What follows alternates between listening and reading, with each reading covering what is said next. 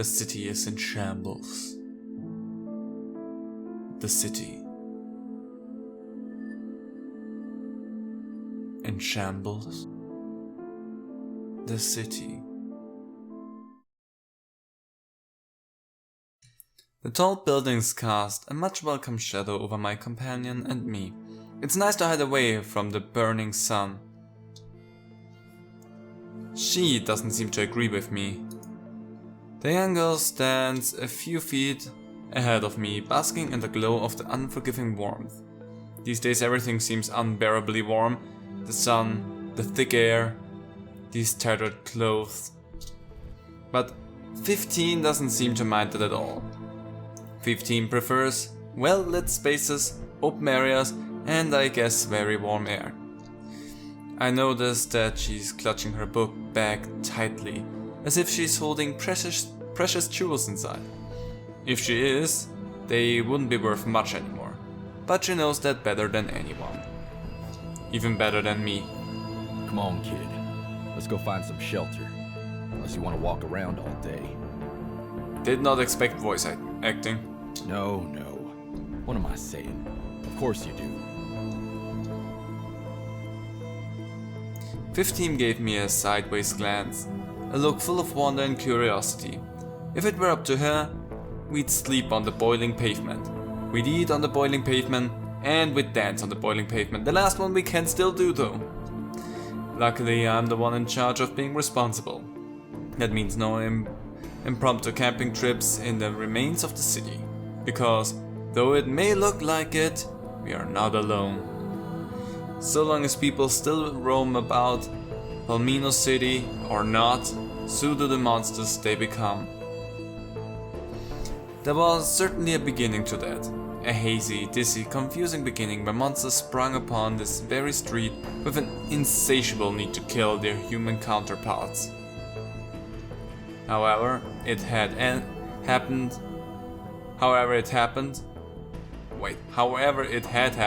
it happened. There we go. Though there was a beginning, I certainly can't see an end in sight.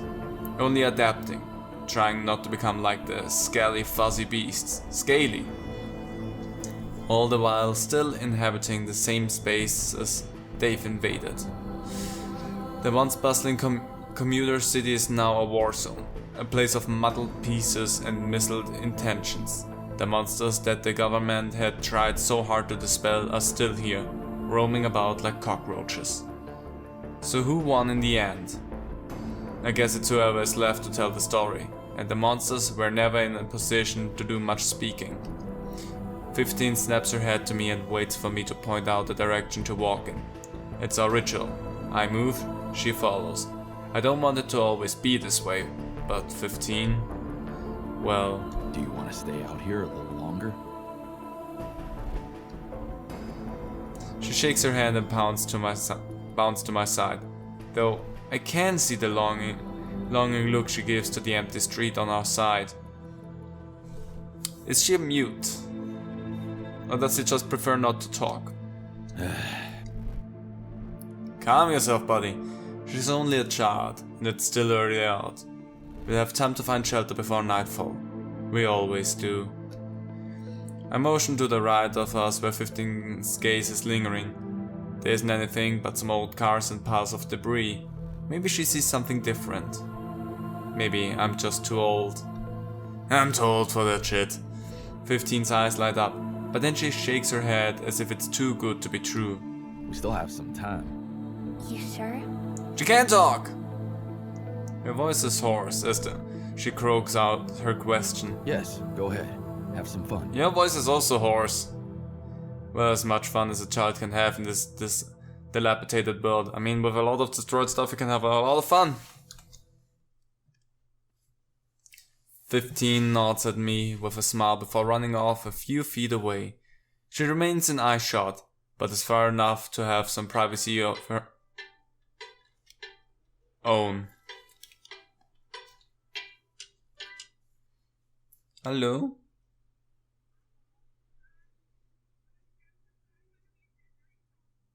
Ich werde dann einkaufen gehen, ja? Nein, war ich noch nicht. Mach ich. Bitte. Ich mich auch. Bye.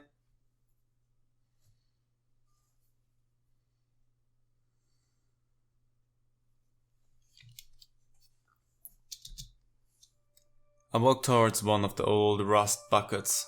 Red or brown, I can no longer tell anymore. I used to have one of these before the world had fully gone to shit. A car, I mean. I used it to go to work at the old supermarket, back in the days when people could buy what they needed. Back when people were still people. I shake my head at the thought, letting the memory flood into the wind. The overpriced supermarket is no longer standing. Not in one piece at least. It was the first place to be picked clean up for loot when the monsters came, and the first one to crumble when the bombs fell. 15 is kneeling down on the ground, holding something in her hand. Should I investigate or search the car for something useful? I have choices! I mean, if 15 will play with that, she's gonna take it with her anyway, so I'm gonna search some cars. With 15 a few feet ahead of me, still in my view, I decide to take this opportunity to look for supplies. We're low on food, but not completely out. We could survive for another few days on canned peaches and mystery meat. I hate that. The first car is locked, but the window is slightly open, so I'm able to force my way in.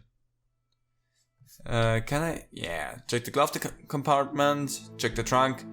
I mean, if there would be food anywhere, I would suspect the trunk and not the glove compartment. Let's check the trunk. It's jammed. I tried to jimmy the trunk open, but it's locked pretty tightly. I don't know if it's worth trying to get into it. Let's keep looking, there might be a way. Should I check something else? I'll then check the compartment. I lean over the front seat to reach for the glove compartment.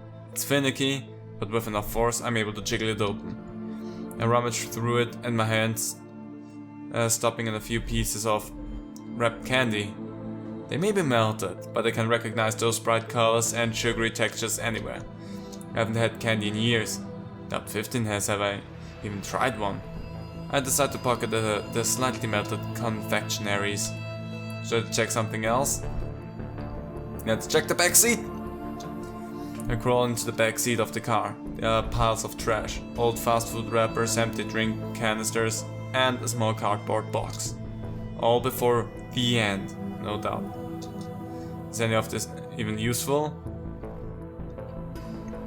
Fast food wrappers, take the empty drinking cups, take the box. The cups might be useful, the wrappers not so much, but what's in the box? A quick glance at 15 calms my nerves. She's such a good girl. Never any trouble inside when she's around. She looks up to me and waves with something in her hand. A rock of some sort. I don't get a good look as she turned around rather quickly, enraptured in whatever it is she's doing. If things still look good, then we keep on searching. I decide to let it play a little longer. I don't know when the next time we'll be able to stop like this will be. With food supplies low, we'll have to move out of the city eventually. There's another car not too far away from us. I decide to check it and see if I can find any more supplies. This door is slightly ajar. Moving to open it is easy, but it becomes clear why it was propped open to begin with. Someone had already gone through this car. Maybe the original owners, leaving almost nothing left behind. Almost nothing. I see a small orange bag poking out from the backseat. I tug on it. Once, twice, 3 times until it finally gives way. Though I'm disappointed to see it's only an empty plastic bag. Great. More trash. I love me some trash. I'm gonna take that bag. You never know when a plastic bag is gonna come in handy. It's time to get going. I get 15's attention and the two of us begin to walk forward. Where are we going? I don't know. It's a good question that I don't have the answer to just yet. Never do! We're looking for a place to hunker down. That's probably the best answer you can give. Not home. I mean, we could probably call it home for the night. Not yet. We still haven't found it, but one day we will, even if it's only temporary. We walk for what feels like hours, the hot sun bathing onto our faces. Though it isn't any darker out, so we must not have been out here for too long. 15 looks fine, energetic almost, as she swings her arms. I really am just getting old. I place a hand on my lower back and stretch slightly. 15 lowers her eyes for a moment, stopping in her tracks. She points to her right at a building resembling an old multi-tiered parking lot. There. Bingo! Some of the upper levels are missing half their structure, leaving the sides open while the lower floors are walled in securely. Years ago I would have taken my niece to the mall and parked at the very top. She liked to see those winding curves as we drove higher and higher. It's probably less exciting when you're walking. I wonder if 15 would like it. I waved the thought away. No doubt she has no idea where she's pointing, or what it once was. I'm not so sure that place is the safest to spend the night. Who knows? She shakes her head, which she seems to have a habit of doing lately. Someone needs help. Ooh, she be psychic? My eyes dart from her face to the building, though I see nothing out of the ordinary. People don't travel through Palimos City anymore. At first it was because of the radiation from the bombs.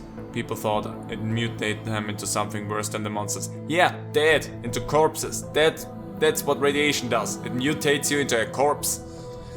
Then it was because of the Horde, who seems to thrive on the destruction. And then all of a sudden, there was no one left. No monsters, new humans. Just remnants of what once was. Memories. I hear them, calling for help. Kinda creepy 15, let's go! She cups her hand behind her ears, eyes lowered to focus on the call she is supposedly hearing. From this angle, I can see the 15 tattoo barely poking out underneath the patches of... It's a tattoo? Okay. Of hair that have been growing back since I first met the girl months ago. For some reason, the hair in that spot hadn't wanted to grow back fully. Well, if it's really a tattoo, then it's not really gonna grow back. Just saying. A reminder of the girl's old life. She was the only other person still wandering the city. The only other person who kept coming back to this desolated area. She never told me why we had kept meeting her serendipitously. Serendipitously? No, cannot. Sorry. But considering I've told him much, I haven't told him much either. I don't plan to ask. Sometimes, I think it's better not knowing the past.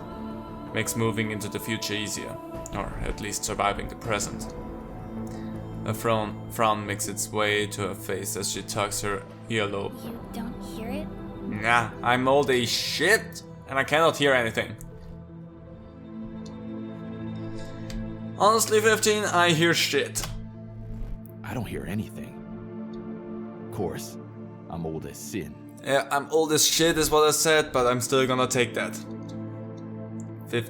15 tilts her head to the side, trying to decipher what I'm saying. Never mind.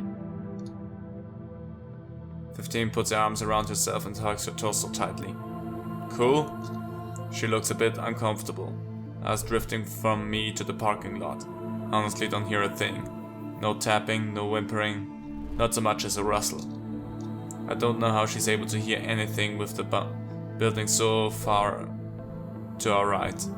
But 15 seems convinced, and even though she may be wrong, I don't have the heart to tell her otherwise. What harm could a little investigation do? Want to check it out? I mean, there's a lot of harm that a little whatever. Yes, please. Let's go. I mean... Her voice trails off as she looks at me with wide eyes. A judgment lapse, as if she had said too much. It's peculiar, and I can't help but lower my eyes at the girl, who shrinks back. You're the boss. No, 15. If you wanna check it out, then we go. There ain't a boss, kid. She remains silent, watching me intently. You see anybody working any jobs here? She shakes her head no. No one has worked in decades, especially not in this abandoned city. So? Then you don't need to answer to anyone. Not even me. It's really nice of you. If not a bit dangerous in this place, but still really nice of you. 15... Sorry, recording, doggo moved. 15 reaches up to her head and places 2 fingers on her tattoo, her brand. Whatever it stands for doesn't apply to her anymore. Not with me. Now, if you still want to go, let's go. She clutches her book bag straps tightly and walks forward, not looking back to see if I'm following. But I am. She must know that I have no intention of leaving her. Not like I did with Stephanie all those years ago. I think that's a completely different situation though, buddy. I'm a shitty uncle, but I won't be making the same mistake twice. Okay, hold up, now I have questions though. What did you do with Stephanie if that was only an... Now I'm concerned. How old would she have been now? No longer a child, but a full-grown adult starting college, if not for this mess. I remember hearing my sister prattle on for hours about how I'd get nowhere in life without a degree. I wasn't a good enough role model to my niece. Honestly, I'm gonna be a shitty role model as well, I'm pretty sure. Now look at us. Where's my sister now? If she's dead, that's in bad taste towards your own sister. Gone. That's in bad taste towards your own sister. I think you can make the joke though, because she's your own sister? Anyway. My thoughts shift as I almost lose sight of 15. Her pace quickens, her eyes focused only ahead of her. Whatever she thinks she hears has her in some kind of trance. It actually worries me a bit. I cup my hand to my ear in an attempt to hear better, but still, there's nothing. I'm here! Yep, I'm watching your 6. She stops and looks at me with a furrowed brows, then begins to count on her fingers. 6. 6. You're back, kid. 15 touches the back of her head and frowns. Not 6. 15. I think we're gonna have to work on that a little bit. No, 6. Like on a clock. If she doesn't know what a clock is, then I have some suspicions about her. This just confuses her even more. She's probably never seen a clock in her life. They are not so common anymore. I've almost forgotten. I don't think that's a problem here, buddy. I can't hear that sound. So you gotta lead the way, and I'll make sure no one sneaks up on us. Okay. Okay. Dang it, Dark! 15 leads us up a winding path towards the center of the old mall's parking lot. There are a surprising amount of cars on the way to our destination. People just picked up and left everything behind. Or worse. They didn't even try to leave, collapsed with the rest of the city, but none of that concerns 15. I don't know her age for sure, but given her mannerisms, how excited she gets at the prospect of playing around, her innocence and wide-eyed wonder as she looks at the world. It's reminiscent of my niece, who was 13 when she died. My life has been a downward spiral ever since. A serendipitous, there's the word again, catalyst for the end of my world. Point is, 15 wasn't alive when our civilization was whole. This hellfire is all she's known, and probably all she ever will know. I don't know what's worse, having a good society and losing it, or never knowing it and hoping to see it one day. Honestly, in that case I would say 15 has it easier, because she does not know what she's missing, so she's also not longing for it in that case. But I'm also a lot more concerned about what the origin with 15 is. But yeah, you're in a shit situation. You had modern day luxuries and everything, and you lost them, and now you're to a scavenger life, which is probably a harsh thing to get accustomed to.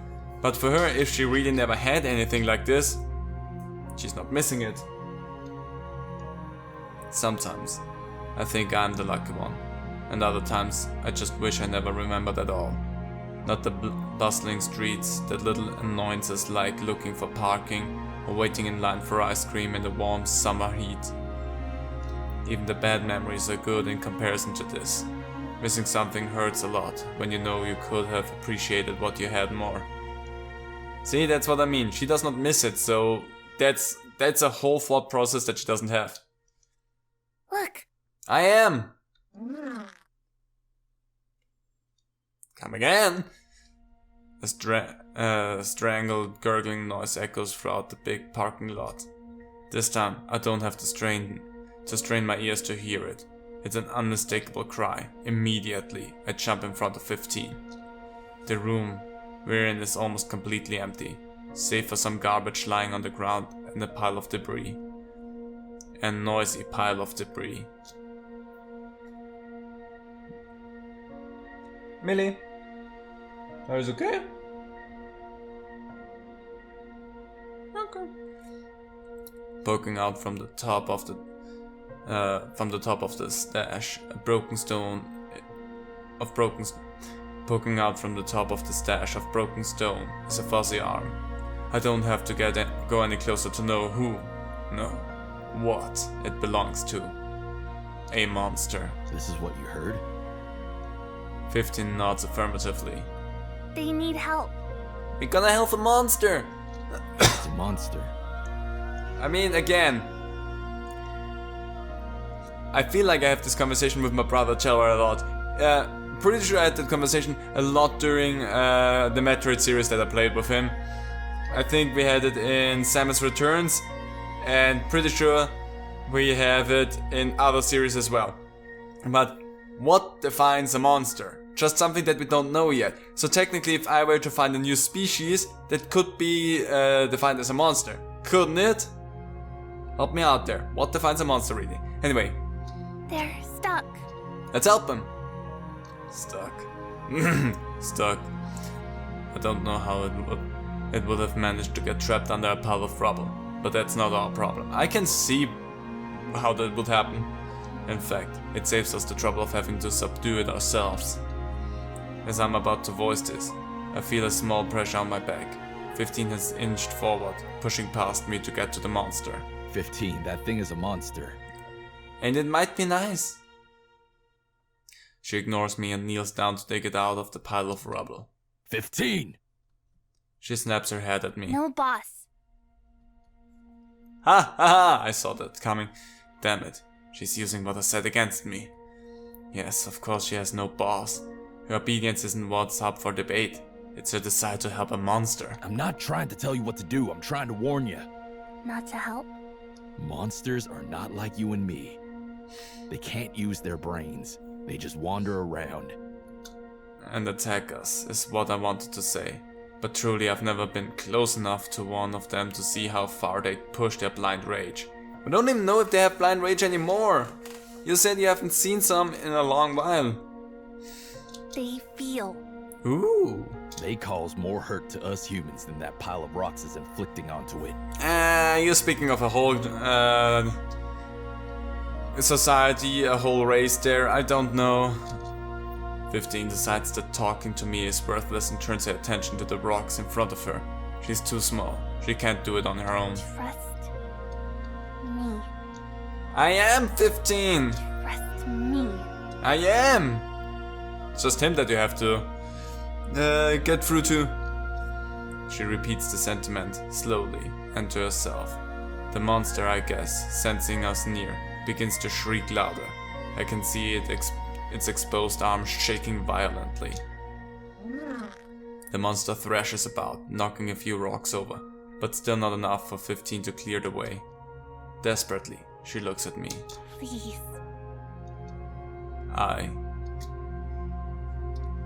Let's get fucked!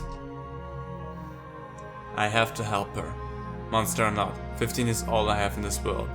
So if she feels this strongly about something, I owe it to her to actually listen. I kneel down by 15's side, carefully picking up the first rock, and then the next one underneath it. 15 helps by moving the smaller rocks from the side.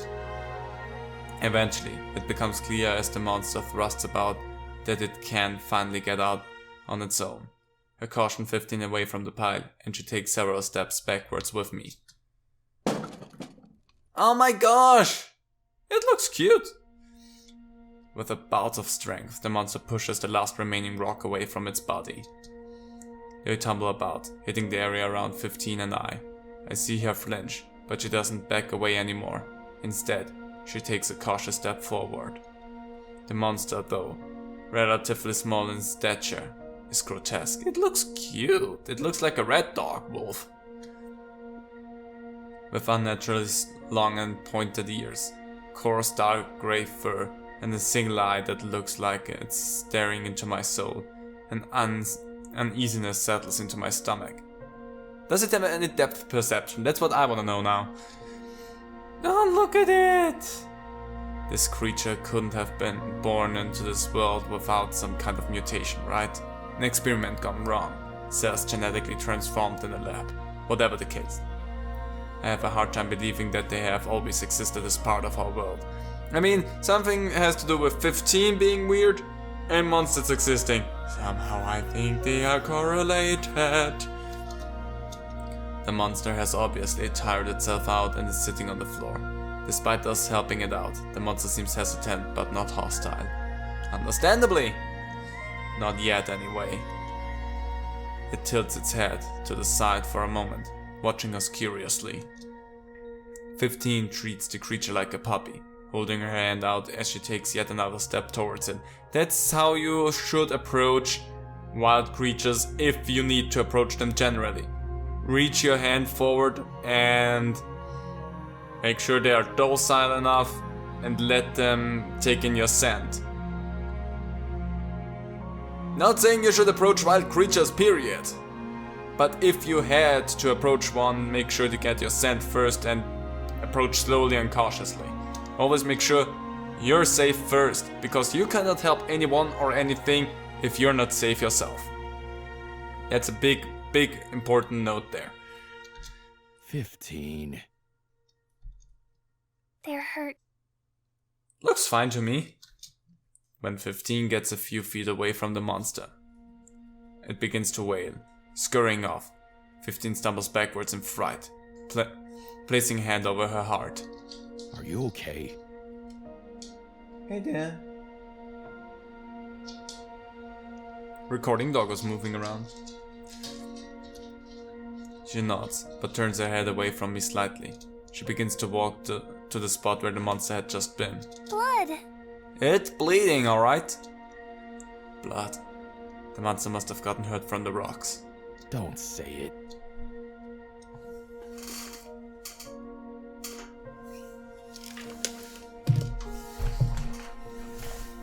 Minnie, what's that? Please.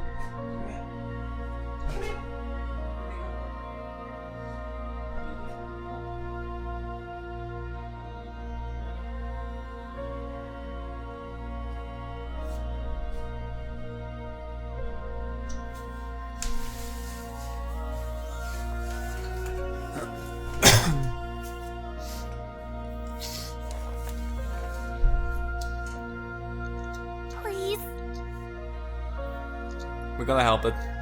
It can help itself. We freed it. What more can we do? I'm not a monster, Doctor. No, but we can try and find it and help it still. 15 grabs hold of my hand. Hers are much smaller and delicate than mine. She brings it up to the tattoo on her head. Free. Not safe. Interesting. I freeze when I feel the indent of the tattoo underneath my fingertips. It's like a brand, etched into her skin.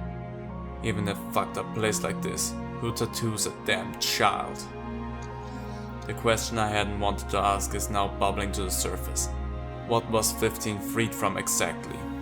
Does she consider her time with me unsafe? Am I just another shackle for her? Not by themselves. Don't get that one. That was apparently enough of a speech for her. 15 lets go of my hand and it drops to my side. I don't know what to make of the look of determination and fear on her face. She's already made up her mind and she isn't going to change it. Not sorry. Sure. This is the last thing I hear from her as she bolts off in the direction of the monster. Fucking hell! Exactly, as I thought. I'm about to chase after this monster just to catch up to 15. Yes! A monster. Yes! There aren't any scientists around who can tell us where these monsters came from, how dangerous they are in the long term. You don't need scientists, you can do that by yourself, it's research. One day, we had been sitting on our couches watching daytime television, and the next, we were being ushered into quarantine zones. Before anyone could figure out what was really happening, people began to die off and the government couldn't get a handle on it. Or at least that's what I think. Who knows anymore? All I can confidently say is that people who are most likely to know anything about the origin of those monsters have been dead for nearly 2 decades now. Better to keep our distance from snarling beasts than to get eaten, chewed up and spit out. I had heard a great many stories from people who had passed through the city over the years I've been here. I've heard about what these monsters had done to others. From as minuscule as a scratch to as gruesome as devouring people whole. Anyone who was smart enough stayed away before they could truly find out. Could you stop monologuing in your head and just go after 15? We know that you don't want her to get hurt, so move your ass! If I were smart enough, perhaps I could have avoided being in this situation to begin with. But fear is a powerful thing. I was too frightened to fall into the same traps of my past that I decided to take in a little girl I knew nothing about. And now, fear propels me to push towards the mall to save that girl I've grown attached to before the monster can get its paws on it. Paws on my companion. Not the word I thought was gonna come up. The word stings my throat. It doesn't quite feel right anymore. 15 means more to me than a simple traveling buddy. However, I don't have the right word for it. Not yet. Adoptive daughter? Whatever I mean to say, I can't lose 15. And to a monster of all things. I swallow hard to steel myself for the journey ahead. I swallow? Sorry. I don't... Hoping above all that I won't have to do something I will regret later on. When I reach the new area, I'm slightly out of breath from running to catch up with 15. Where am I anyway? I take a moment to absorb my surroundings. This looks nothing like a mall, maybe a warehouse where items were stored, but no one was shopping in this rundown space. I imagine it looked only slightly better in its prime. Fear overtakes me as I realize I don't know where the girl has gone. She could be in this very room or a different floor entirely. All because she's chasing after a monster. 15! I call out to the girl, but I get no response back. Damn it! Where is she? Let's find out. Or just ... that's final spell. I almost miss 15 huddled in the corner until I hear a fumbling sound. It's almost as if she dragged something across the ground. When I approach her, I see her struggling to move a big rock out of her way. There's no monster inside, so at least that's a good sign. Are you alright? She looks up at me with a glare. You can't be mad at me for trying to protect you. She crosses her arms over her chest. I guess she can't be mad at me for trying to protect her. We need to keep moving. Find a spot to stay for the night. Here. You're gonna stay here? Fine. We can't stay here with a monster. Technically we can, because we know where one monster is. I feel the frustration growing inside me as I try to think of another way to explain this to 15. I don't know if she doesn't understand me, or if she just doesn't care to. I'm staying. She turns her attention away from me, back to the rock she was trying to move. I inch closer to see what the obsession is, and then I catch a sight of it. The red zombie dog. That's also a good way to put it. Thing is lying down on the other side of the rock. It's surrounded by a puddle of blood. Red, sticky, human blood?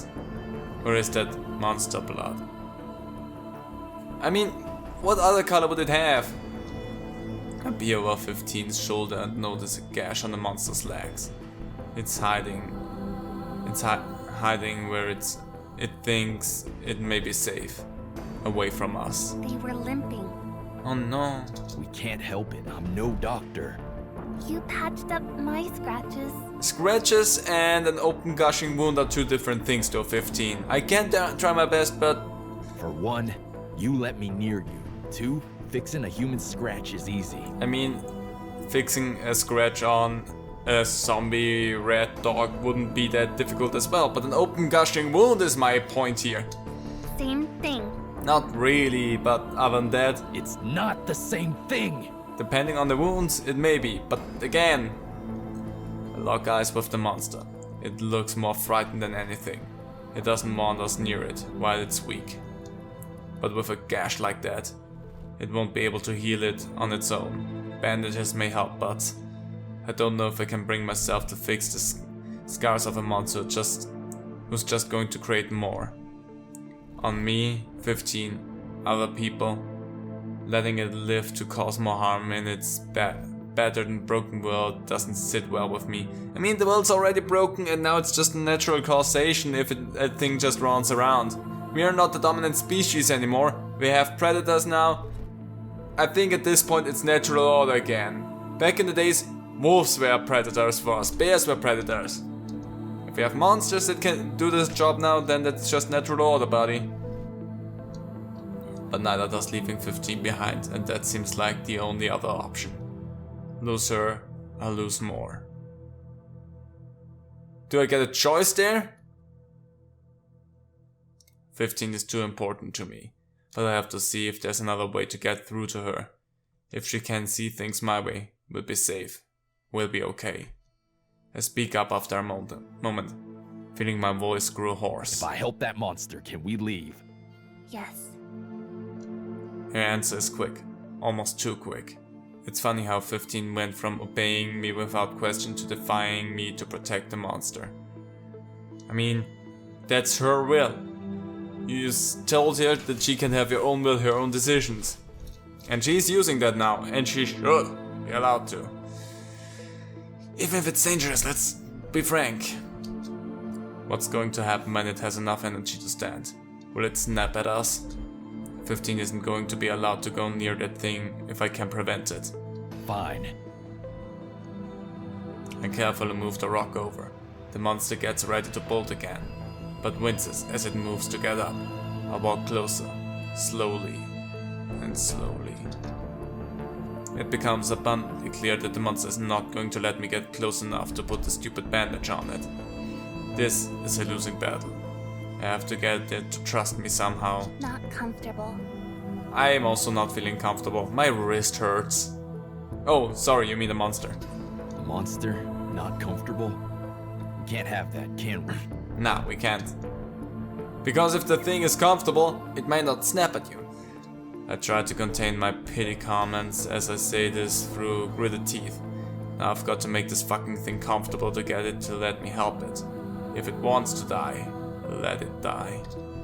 Then I think of the aftermath and how it will affect 15. It's best to let the monster make that decision on its own so that I'm not the bad guy. Help it get stronger and encourage it to leave. No skin off my back. I don't think 15 wants it to leave though. For now, that's the only plan I have. ... I know we have some items. Maybe one of them can get the monster to trust me. I take the bag off my back and begin to rummage around through it. You think that thing likes candy? I'm gonna take the box. I have this box I found. If it's like a cat, it's gonna love the box. 15 tilts her head, like the monster had done earlier. Could be like a home for it. So, the monster can be sheltered? How small is that monster, or how big is that box that we were lugging around with us? I'm no monster expert, but I had a dog. That's the closest we're going to get. I walk away from the monster and 15 keeps her distance as well. I set the box in an empty spot, not too far from it. When it's ready, it can crawl into the box and settle down. Get the candy as well. Hungry? Are you? She shakes her head. No, she's more focused on the little demon dog. Great. What the heck does a monster even eat? Human flesh? I'm pretty sure if it's of Canaan nature, then it's a carnivore, so it would eat flesh. I don't think it has to be necessarily human flesh, but meat, yeah. 15 lonely shrugs. She has no idea either. Being the adult sucks because I'm the one who needs to solve all the problems, all the time. Aside from the expired canned peaches in my bag, I got some candy. Don't think any of it will interest the monster, though. Let's find out. Give candy. Are you crazy? Do you even know what candy is? I dig through my bag to find No it. one is making candy anymore. This will probably be our only chances to have some. That doesn't mean anything to anyone who maybe never had it. 15 doesn't even look at the candy wrapper in my hand and shrugs instead. Really? I'm about to give my sacred candy to a monster who probably can't even appreciate it. I mean, regarding Doggo Millie, one time when I was going to the train station and was picking up me from there, Millie found like a candy on the ground. What are they called? Like a lozenge, I'm gonna call it like that. Something that you can suck around. And instead of biting down on it and chewing it and eating it like that, like whole or anything, she was actually suckling down on that thing. And she would not give it away. We had to reach deep into her mouth to get that out of there. But she was not biting it, she was just... So, I mean, I can imagine that dark red zombie thing appreciating that, because apparently Millie appreciates those. Try it. Let's try. From own experience, I'd like it. Easy for you to say. You've never tasted candy. You don't know what you're missing. I unwrap the candy and place it a short distance away from the monster. When it's strong enough, it can crawl over and see if the sugary treat is appetizing to it. That monster better enjoy it. Well, that's enough because I don't have more. We have to look around for other stuff. 15 nods her head in agreement. I'm hoping by the time we come back, the monster is long gone, and I don't have to be the bad guy. Best case scenario, we find materials or supplies we can use on our own journey. We have to leave it here. 15 looks hesitant. We'll come back? Yes, once we find some supplies to help it. She's reluctant, but 15 follows me. All of this over a dangerous monster. Why am I doing this for 15? I care about her. Right? The world may have gone to shit, but I'm not numb yet. Apparently. 15 isn't either. She shoots a look at the monster, not wanting to leave it alone. It'll be okay. Will it though? She nods, but the grimace on her face tells me she doesn't quite believe me. I don't believe it either. But I put on the reassuring smile that I know she needs to see. Follow me. That's not a smile. It wasn't a smile. 15 and I find ourselves going further into the shopping mall. This place is an unorganized mess. Store signs collapsed onto each other, and the ground is littered with a variety of garbage. The only empty area I'm able to squeeze through is a tunnel that seems to run along the side of the mall. There is not much here, aside from old scattered furniture and a few entryways. Two seem to be unobstructed, though I don't know where they lead. We should check in those places to see if there's anything salvageable. Both? Both.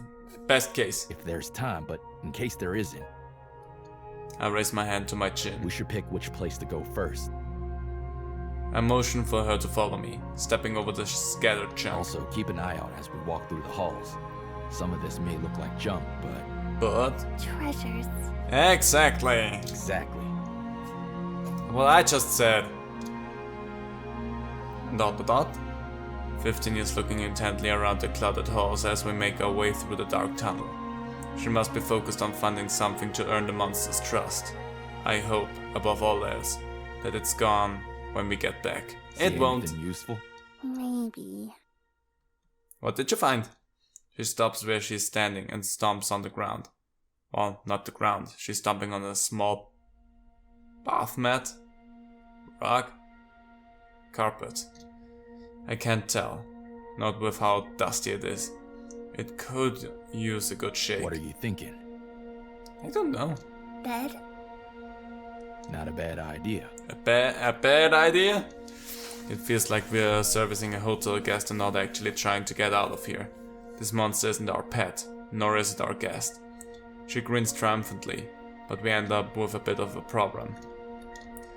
Even if we roll it up, this rug is going to be hard to carry back. It may be comfortable for the monster, but it may also limit what else we can bring back. We should think carefully about it.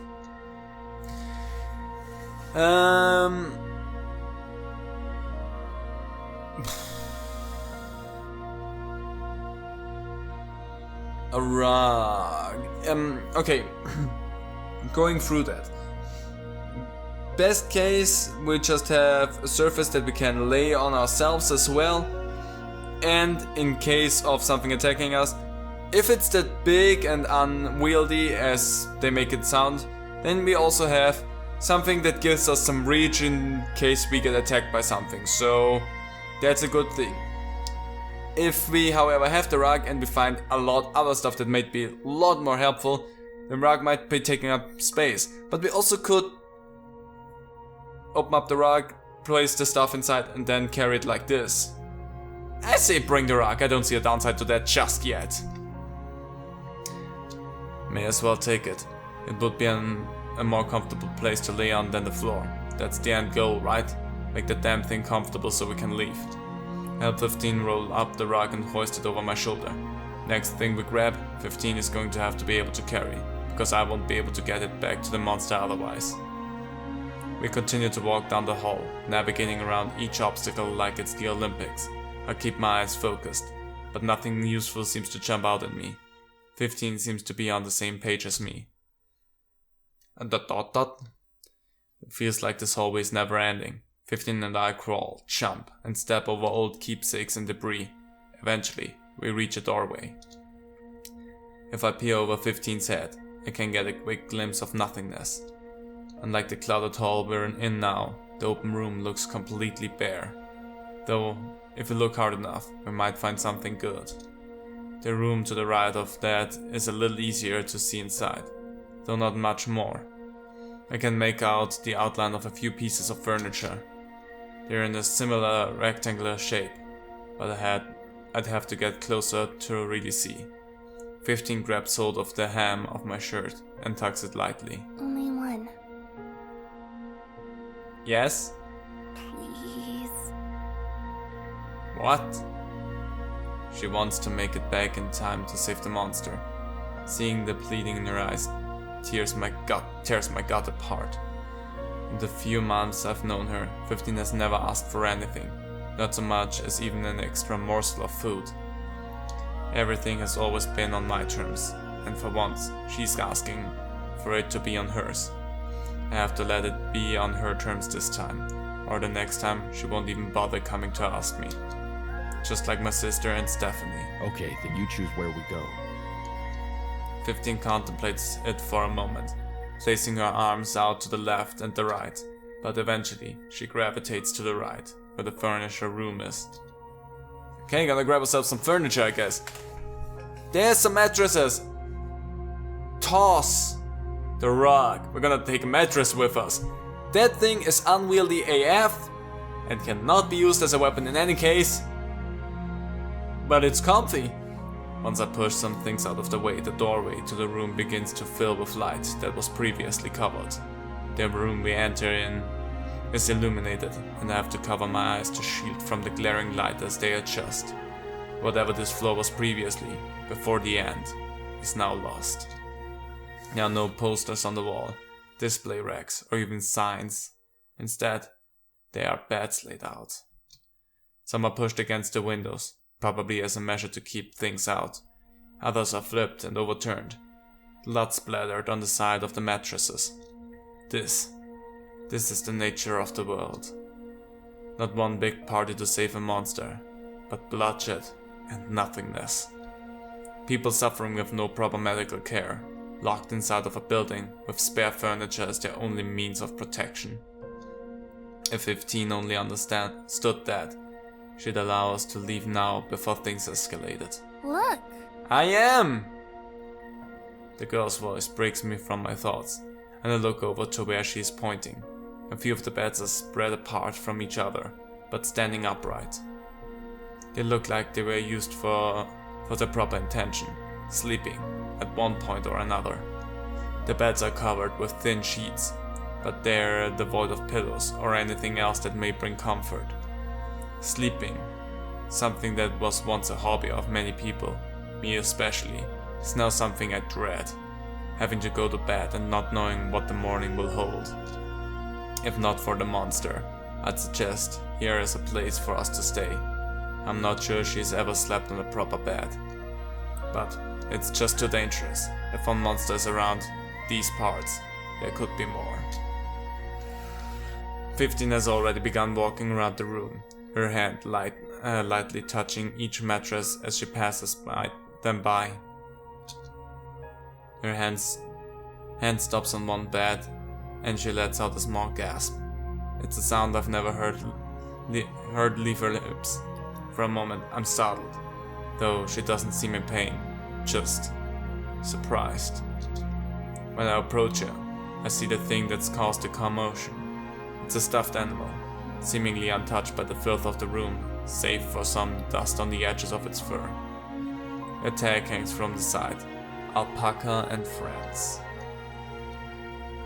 Bye! 15 reaches her hand out to grab it, but ultimately stops. She pulls her hand backwards, as if it's been burned, and shakes her head. She places both hands on her head and shakes it back and forth, willing something away. Are you okay? Bad memories, I guess. She refuses to speak, though she decides to pick up the doll and holds it close to her chest. A tear begins to fall from her eyes, and then another. Oh no. She seems to be shocked by her own emotions, and reaches up with a free hand to sounds weird, to wipe her cheeks. She turns away from my gaze and walks over to one of the windows. I think I should give her a minute to herself. In the meantime, I look around the room. Wonder what's going on.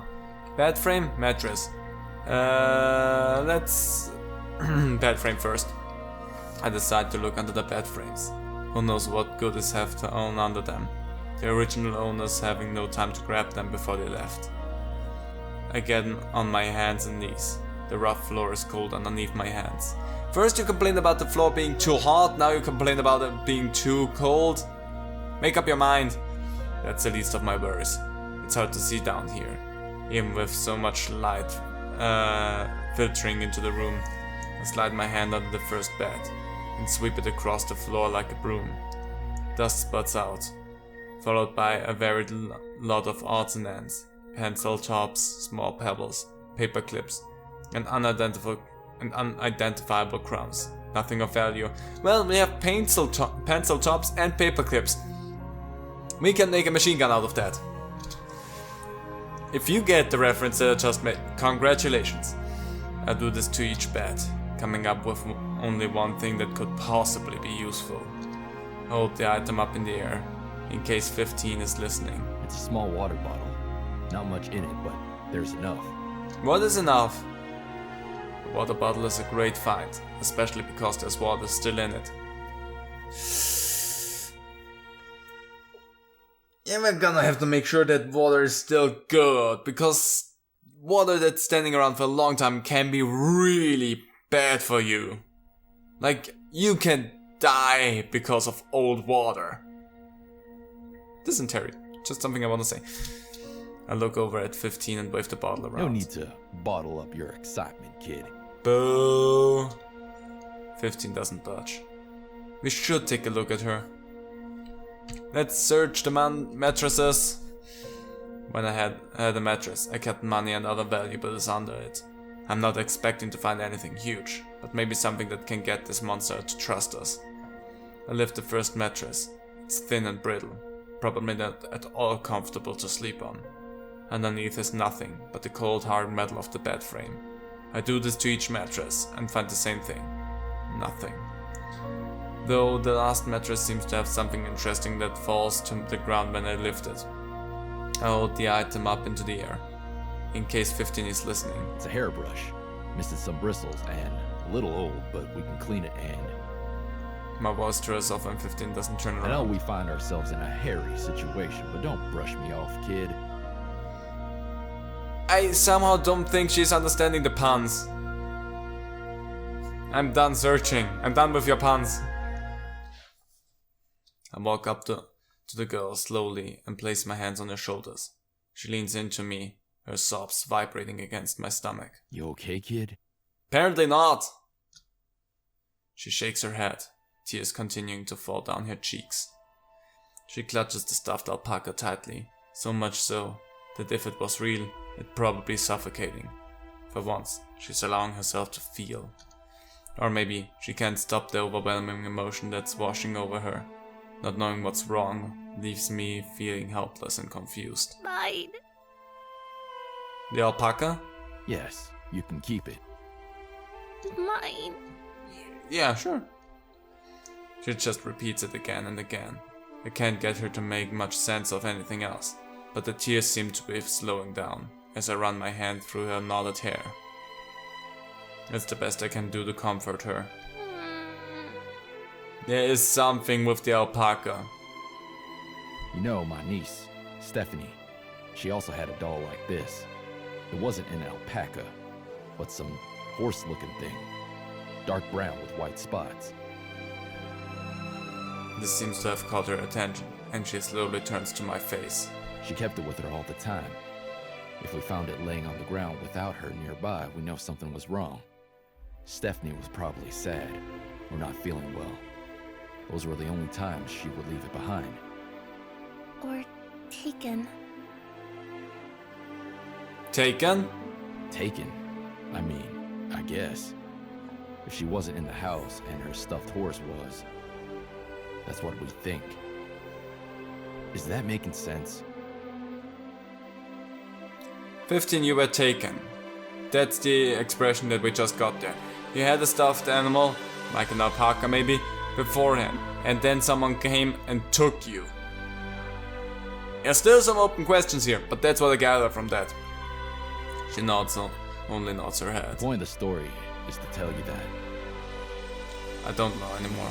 I thought a memory of mine would bring her comfort, but I realized I said all that to comfort myself rather than her, and make sense of the situation. It's okay to have one of those with you, if it makes you feel safe. That's a bad lesson to learn. You can always have stuffed animals. You can... come here, Shin. You can always have stuffed animals. I have two more. They're sadly a little bit further up, but they're also always nearby. Yes, you keep the music really loud and intense right now. For you, not the monster. Not monster. I gave her a few minutes to cool off before presenting what I We found. can take this back to the monster. 15 is still fixated on an alpaca though and doesn't seem to care either way. Our search leaves us with a small cushion that looks like it came from the seat of patio chair I added to our stash. We've got a decent haul that's sure to make the monster comfortable. I'd like to keep searching, but with this heavy rock, I don't think we can take much back with us. Ah well. Back in the hallway, our walk is silent. 15 hasn't let go of the stuffed animal, but she does occasionally pull it from her body to get a better look at it, almost as if she's in disbelief at what she's seeing. A stuffed animal is a luxury I'm sure she's never had. The way she made it sound, she had one, before she was taken. Perhaps she just doesn't know what to do with it. Whatever the reason, she doesn't want to tell me, or she doesn't know the answer herself. 15. 15 looks up at me, but the expression is unreadable. Her eyes are lowered, but her lips are in a thin straight line. Yeah? She drops her voice once again, holding the stuffed animal in front of her, this time closer to the light of the entrance we came through earlier. She examines the doll, turning it over, and stopping on the underside. Her hands begin to shake as she pushes it towards me. My hand traces the area she's pointing at. I let out a small gasp as I feel something hard and metal underneath my fingertips. There's a zipper here. Open. Please. She shuts her eyes tightly, refusing to look at me as I carefully pull the hidden zipper backwards. It reveals a hollow opening to the stuffed animal, a place where someone could hide something to carry around with them. Inside is a folded up piece of paper. The creases are prominent. This must have been folded up over multiple times and then folded over again for good measure. I'm careful when I open it. 15 flinches as she hears the paper rubbing against itself as it unfurls.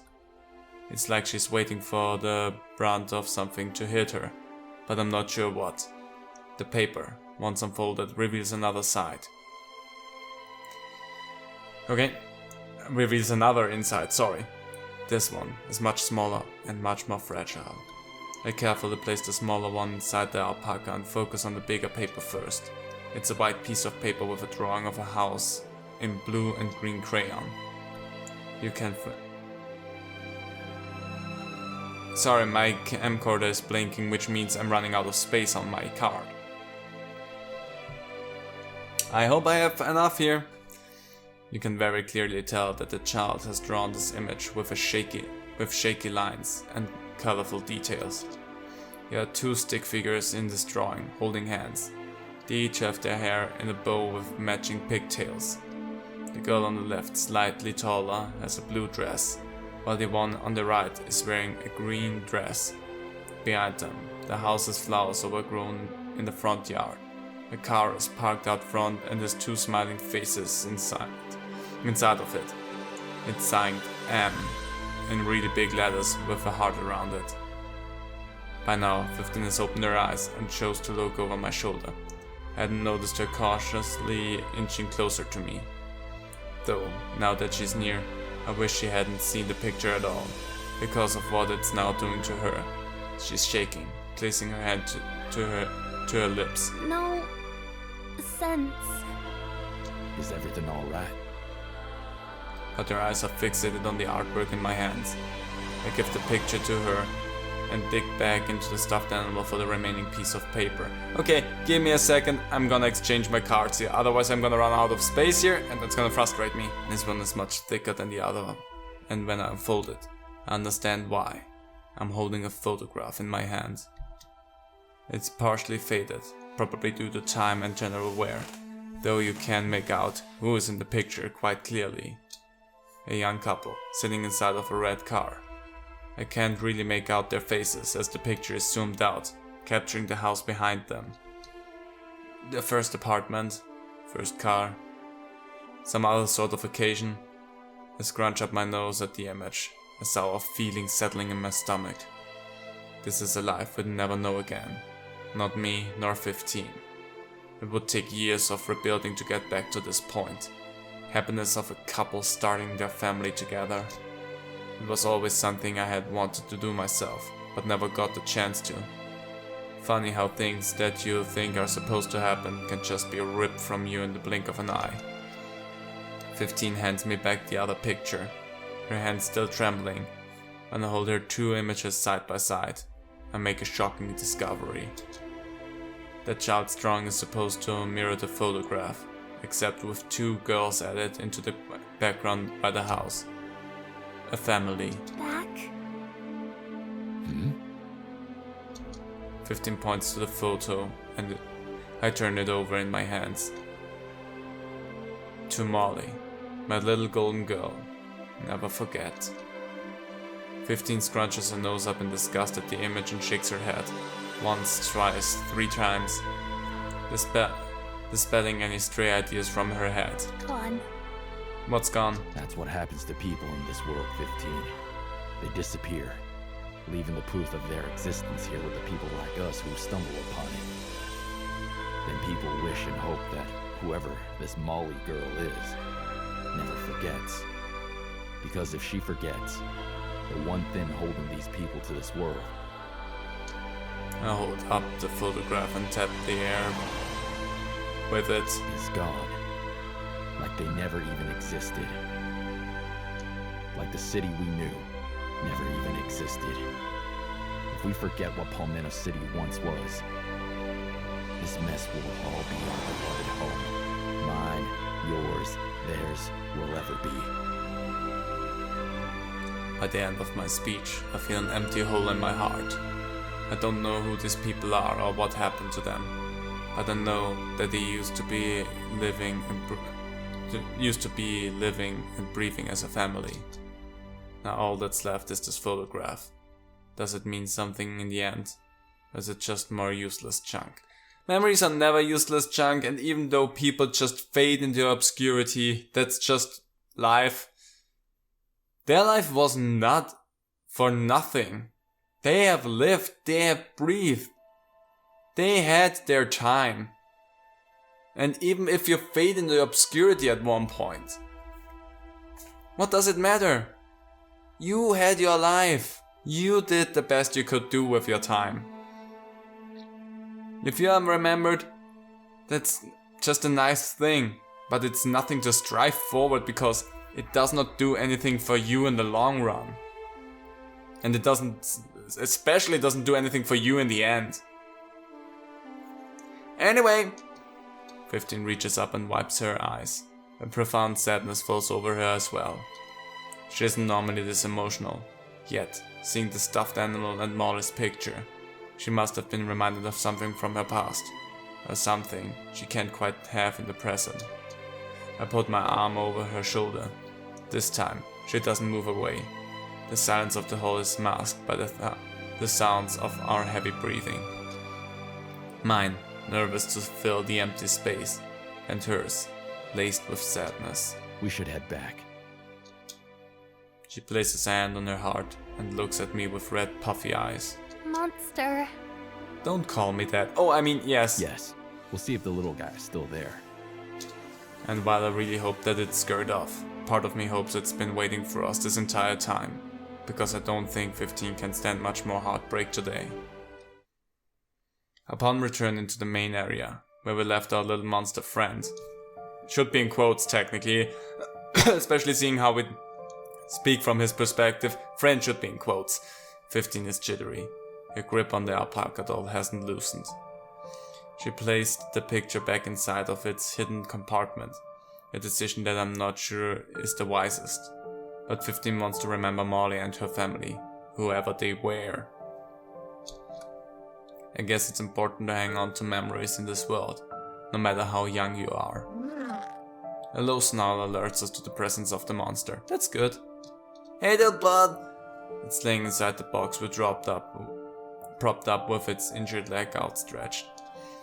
There doesn't seem to be a lot of blood surrounding it, and it was able to move, so that's a good sign. Though maybe not for us. It looks happy. Actually it doesn't. The unwrapped candy is nowhere inside. The monster must have eaten it. Or you. 15 motions to me, and I get the hint that she wants me to show the monster what we found for it. I am caught in the middle, an uncertainty filling the air around me. How can I be so enraptured by this girl that I've never entertained the idea of helping out a monster? The reason that the world is as destroyed as it is.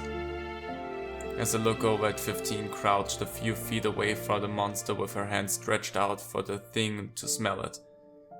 That was a sentence for me right now. I realize a painful truth I've been trying to ignore. I'm trying to make up for the way I treated my niece with 15. I wasn't there for her when she had her first dance recital. You're just her uncle! I remembered she had personally asked me to come because she was nervous, but I cancelled because of work. Okay, in that case you are the dick. Then, when she was older, she asked me to be her chaperone on a school trip, and I told her I couldn't because I had a date that I really could have scheduled. Okay. And then when she was even older, her mother told me to stop coming around and making her daughter, my niece, hold on to the idea that I was some good guy that was looking out for her best interest. It wasn't that I didn't care. I had tried to explain that to my sister many times, but I thought that life was hard at the time. I didn't make enough money from working at the supermarket. I never had any luck in love, and things just never really seemed bright. My sister didn't see it that way. She thought I was full of it. She thought I should have gone back to college and gotten a degree, become a better man that people would want to start a future with. A degree doesn't make you a better man! But maybe getting some other things into order in your own life would probably help. Be responsible. So many expectations had piled up on top of me, and yet I'd still pick that shitty life over this one. What I'd give to go back and see Stephanie's recital, to be her chaperone on every single trip. No one knew she was going to get sick. The cancer came within the blink of an eye, and when I finally came to my senses, this was the world I found myself in. The city was in shambles, and I was alone. Even if I'm trying to make it up to my dead niece, is it such a bad thing to want to be a responsible man for once and care for someone other than myself? I'm going to do right by this little girl, because I owe that to everyone, myself included. I will be a better man this time around. 15 clears her throat, and I snap my eyes over to her. She's impatiently tapping the ground. I was so lost in thought that I didn't realize I hadn't taken out anything that we had found. I first shake the carpet out, to make sure it's at least somewhat presentable. Then I lay it out on a clear spot on the ground. 15 takes a seat on the rock and motions for the monster to join us, but refuses, instead only watching from afar. Fair? I take the hairbrush from my bag. 15 places it in her hand and holds it out towards the monster. It seems interested, though still a bit hesitant. I reach into my bag for the water bottle. It's barely got a sip in it, and the monster won't get close enough for me to pour out the drink into its mouth, so I place that to the side. Finally, I bring out the seat cushion. It's kind of flat, but beggars can't be choosers. It would be nice to use it for us, so I hope the monster hates it. Okay, that's a fair one. 15 taps the rug, slowly, and the monster begins to crawl towards the two of us. I don't move an inch, even going so far as to hold my breath, but I ready myself in case. I have to jump in front of 15. I don't know what the monster will do. Even with a limp leg, 15 doesn't seem worried, and holds her hand out to the monster, who stops to sniff it. After a moment, satisfied that she won't grab it, the monster curls up on the rock. Bandage? Bandage! As I rummage through my bag for the bandages, the monster keeps a close eye on me. It only has one! He's okay. 15's voice is low and soothing. I almost miss what she says, but then the words make their way to my ears, and pride swells inside of my stomach. My anxieties earlier about letting her down are just that, anxieties. She trusts me. I slowly unwrap the bandage and move to touch the monster, my heart beating in my chest. I'm actually doing this. I'm going to be touching a monster. I don't know what will happen, but 15's faith in me is enough for now. I push forward through my fears and bring the bandages towards the monster. Though I have to stop as I catch sight of something. I almost missed it through the dried blood, but it's very clear once I rub my eyes. A 16 tattoo. I stop and look over at 15, who by now must have seen it too. Her gaze lingers on my own, though she doesn't say anything. 15? I point to the monster's leg. 16?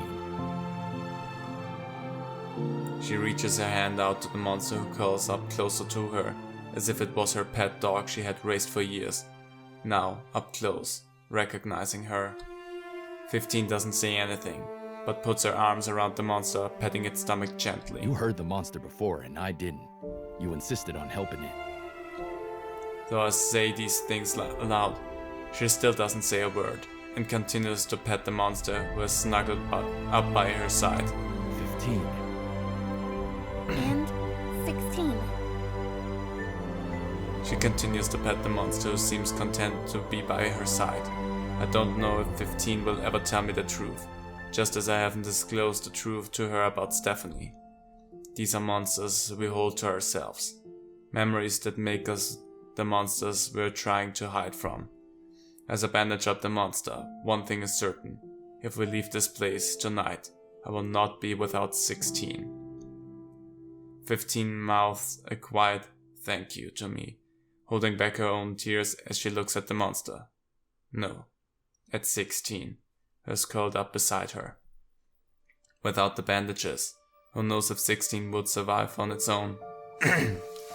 My throat is getting hoarse from doing that voice, and it's less difficult than the voices I do in Everhood. I reach out and grab 15's other hand, the three of us sitting in the shelter of the old abandoned warehouse. Though the city is in shambles, there's a flicker of hope in the air. Perhaps things won't always be this way.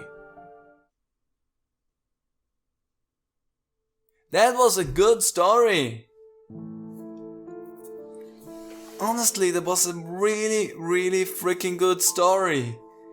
It didn't explain jack, but I still love the story behind it. And the metaphors that you can draw into it.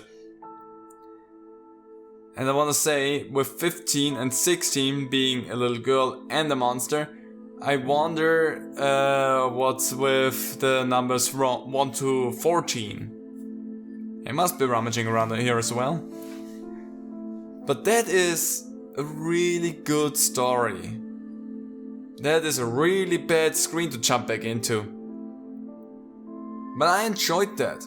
I had a blast with it.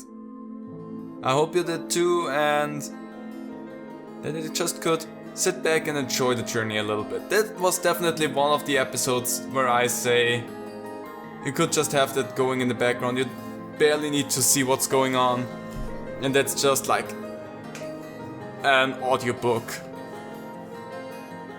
Anyway, hope you all enjoyed it, and see you next time. Bye.